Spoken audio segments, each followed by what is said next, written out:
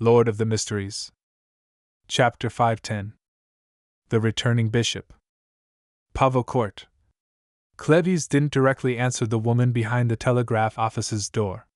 He turned to glance at Gehrman Sparrow, waiting for his decision. In the eyes of this former adventurer, it was a difficult task for 15 people to get back to the White Agate safely. They couldn't and shouldn't be distracted by helping her search for someone.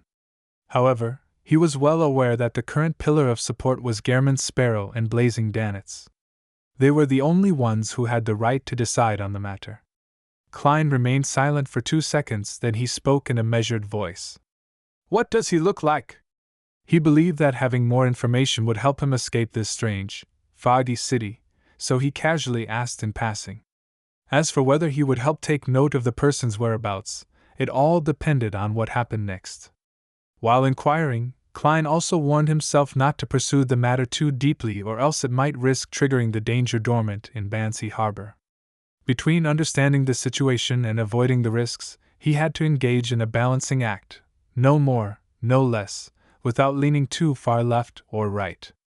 This might be an easy or difficult feat, because no one knew what would happen once he took the step. He could only judge based on his experience and intuition, and he could fall into a pit at any time. This left Klein highly stressed as his mind whirled at an unprecedented speed. In the dense darkness and thin fog, the telegraph office's door remained tightly shut. The woman inside paused and said, "He's a very handsome man. He has 2 eyes, 2 ears, a nose, and a mouth." Why does this answer sound so scary? Is there something wrong with this woman?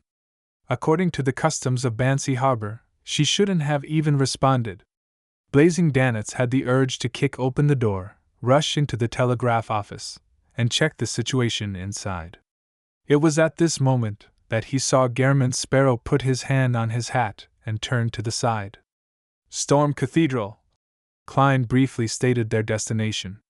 He didn't bother with whether there was anything wrong with the woman at the telegraph office. It was just like how he didn't delve into the secrets of the owner of the Green Lemon restaurant, or the customers who had chosen to stay the night. The wind was getting lighter, and the fog was thinning.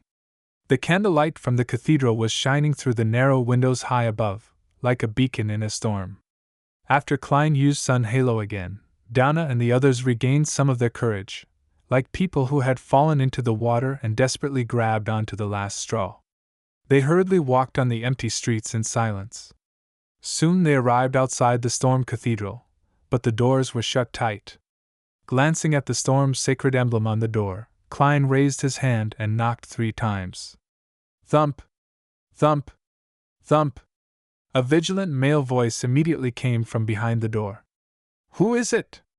"Gehrman Sparrow," Klein replied straight away. He could already tell that it was Captain Eland. "Why are you here?" Eland asked again without opening the door. Klein raised his cane and calmly said, "You helped me pay White Shark's compensation." After a moment of surprise and amusement, Eland made an initial confirmation that it was the real Gehrman Sparrow outside. At the very least, even a monster adept at disguising wouldn't have known something that was privy only to the 2 of them. He still felt hesitant until Cleves, Erdy Branch, Donna, and company sounded out in succession. Only then did he relax and allow his first mate, Harris, to unlock and open the door. A heavy clunking sound rang out, and Klein saw Eland in his boat-shaped hat, sword in one hand, and musket in the other. Something happened here too? He keenly asked, based on his conclusion from the situations from before. Eland stepped aside to let Donna and the others in. Then he pointed at the prayer hall and said, "The priest I knew, Jace, died in there. He was decapitated, and Bishop Millet is nowhere to be found. Same for the other priests. Also, the servants in the church are all gone. A dead priest with a missing bishop? The whole cathedral is devoid of the living? This is a little problematic." Klein gripped the cold Azek's copper whistle, his heart sinking. Of course, he was very clear that the priest and the bishop weren't the main force of the Church of Storm that managed beyonder matters in Bansi Harbor. Underneath this cathedral, there was definitely a mandated Punisher team formed out of 6 to 8 beyonders, as well as an indefinite number of sealed artifacts.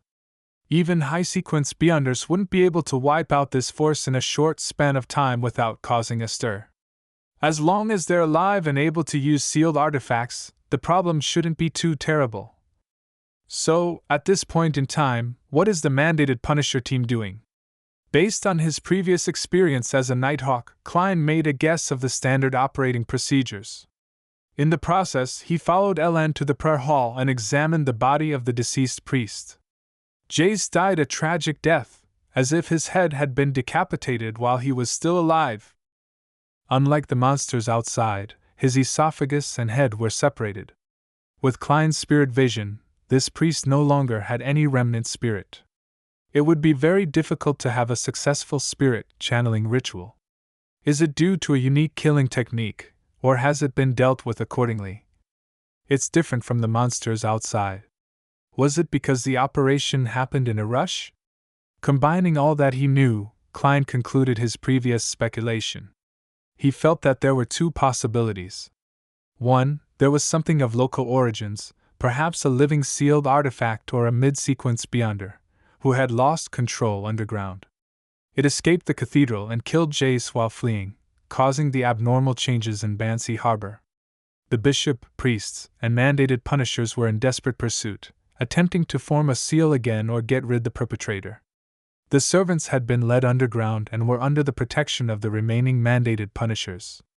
But this didn't explain the strange behavior of the residents of Banshee Harbor. The second possibility was that the primitive sacrificial ritual to the god of weather had been resurrected in a number of people in Banshee Harbor, and that the flying heads and headless monsters were in adherence with the descriptions of flesh and blood consumption in the sacrificial rituals and the burying of heads in the altar. And due to some unknown reason, this group of people had raided the cathedral and killed Reverend Jess. The rest of the population had more or less understood the situation, but they had opted for silence. They might have already assaulted the area underground and are currently engaged in an intense battle with the mandated punishers, priests, and the bishop, who are aided by sealed artifacts. They might have transformed all the servants into monsters or thrown them out. It can also be that they're under pursuit from the Beyonders of the Church of Storms, and the servants have been sent underground to receive protection to prevent any accidents. From the fact that Jace's corpse hasn't been used, there's a possibility that it's the latter development. If I were to head underground to confirm the situation, I'll definitely be attacked since we're unfamiliar Beyonders. Besides, the remnant strength might not be sufficient. Klein looked at the priest on the ground and realized that his Beyonder characteristic had condensed into a blue sapphire by his neck. He retracted his gaze and didn't pick up the item. He didn't want to attract the violent retaliation from the short-tempered Church of Storms, so he turned to Eland and Harris. Let's return to the ship first. He casually tossed the gold coin and confirmed that there was no battle currently going on underground. In any case, regardless of whether there were any mandated punishers present, the cathedral grounds were no longer suitable for prolonged stays. After all, Klein wasn't sure if his guess was right, and he could only make the safest choice. All right. Eland had no desire to stay here either, being in a situation where he waited nervously for any changes to befall him. As long as he returned to the White Agate, he would have many cannons and many sailors that could withstand accidents to a certain extent. After a short rest, the group left the cathedral. With the addition of Eland and Harris, the team's defense clearly became much tighter.